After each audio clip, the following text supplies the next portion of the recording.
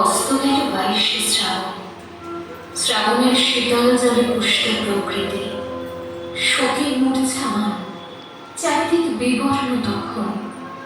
ঠিক তখন দুপুর 12টা 10। থমথমে আকাশ, বাতাস, মধ্য গগনে থেকেও রবির মুখ ভার। রবির প্রস্থানে নেমে এলো অমানিসার ঘোর অন্ধকার। হায় হায়, এ কি হলো, এ কি হলো?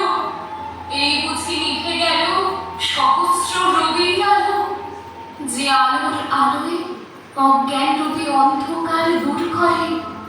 লক্ষ কোটি মানুষের হৃদয়ে ছেড়েছ জ্ঞানী আলো।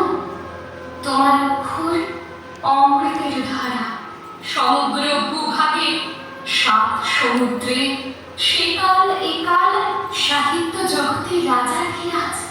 মহা হিমালয় তুমি, শোকের পরে শোক জীবনে, সবই মিথ্যা আফসোস।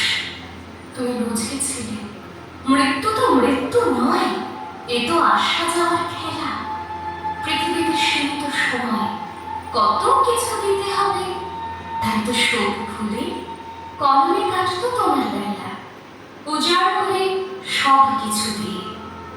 চলে গেছো অমৃত লোকে আমাদের ছেড়ে, নয়নে তোমায় দেখার সৌভাগ্য হয়নি। তোমার সাজানো সমুদ্রে ডুব দিয়ে দেখি তোমায় প্রাণ ভরে। মাঝে মাঝে প্রশ্ন জাগি নিজের কাছে, রবীন্দ্র সমুদ্র অতল, কুল কিনারা নাই। তাই তো বলি প্রাণের ঠাকুর, তোমায় বোঝা এক জন্মে আমার সাধ্য নাই।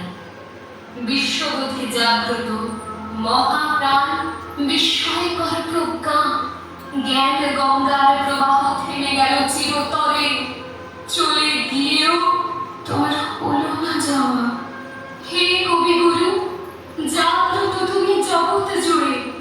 দুঃখের দিনে কিংবা বিচলিত ক্ষণে, গীতাঞ্জলি গীতবিতানের পাতা ছুঁয়ে জোড়ায় মন প্রাণ। তোমায় পুজিতে ঠাকুর, তোমার কবিতা গাই তোমারই গান। 22শে শ্রাবণের পুণ্য লগ্নে তোমার পুষ্পরথ পৌঁছায় অমৃত ধাম। হে গুরুদেব, অশ্রুসিক্ত নয়নে